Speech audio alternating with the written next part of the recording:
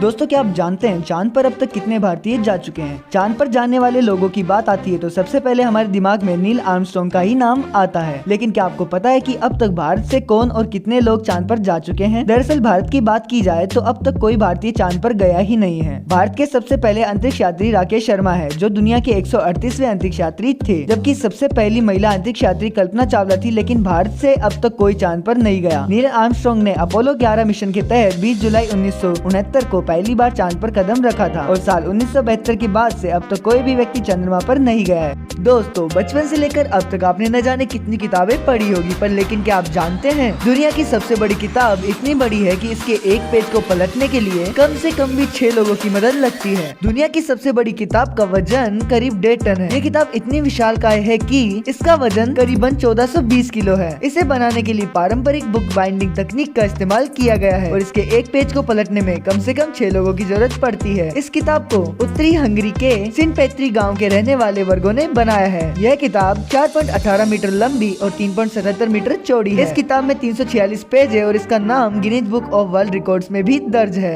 हर साल 31 अक्टूबर को भारत में राष्ट्रीय एकता दिवस के रूप में मनाया जाता है। इस दिन भारत की आजादी में महत्वपूर्ण भूमिका निभाने वाले सरदार वल्लभ भाई पटेल की जयंती का जश्न भी मनाया जाता है। दिन 31 अक्टूबर 2018 को गुजरात के केवड़िया में स्थापित स्टेचू ऑफ यूनिटी का उद्घाटन किया गया था। Statue of unity Sardar Vallabh भाई पटेल की एक विशाल प्रतिमा है जिसे दुनिया की सबसे ऊंची प्रतिमा माना गया है। ये प्रतिमा 182 मीटर यानी कि 597 फीट ऊंची है, जिसे भारतीय मूर्तिकार रामवी सुतार ने डिजाइन किया था। स्वतंत्र भारत के पहले उप प्रधानमंत्री और गृह मंत्री जिन्हें लोह पुरुष के नाम से भी जाना जाता है। राष्ट्रीय गौरव और एकता के इस प्रतीक को गुजरात में नर्मदा नदी पर सरदार सरोवर बांध के पास बनाया गया है।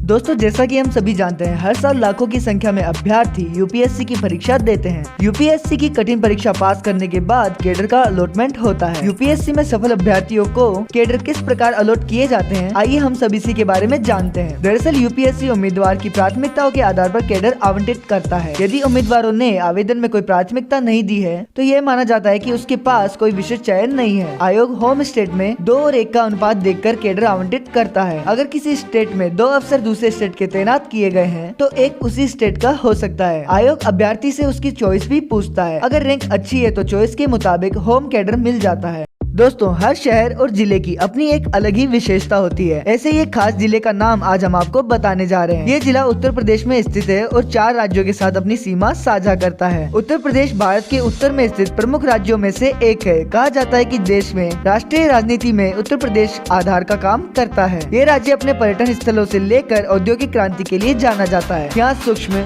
लघु और मध्यम कारखानों से लेकर बड़े कारखाने भी मौजूद है। उत्तर प्रदेश भारत का सबसे अधिक जिले वाला राज्य भी है। यहाँ का सोनभद्र पूरे देश का इकलौता ऐसा जिला है जिसकी सीमा भारत के 4 राज्यों को छूती है। यह जिला मध्य प्रदेश, झारखंड, छत्तीसगढ़ और बिहार के साथ अपनी सीमा साझा करता है। और वहीं अगर उत्तर प्रदेश के सबसे छोटे जिले की बात करें तो वह है हापुड़ जिला। तो दोस्तों आपको ये जानकारी कैसी लगी हमें कमेंट करके जरूर बताएं। इस तरह की वीडियोस और अपडेट्स के लिए जुड़े रहे हमारे चैनल से। Thank you so much.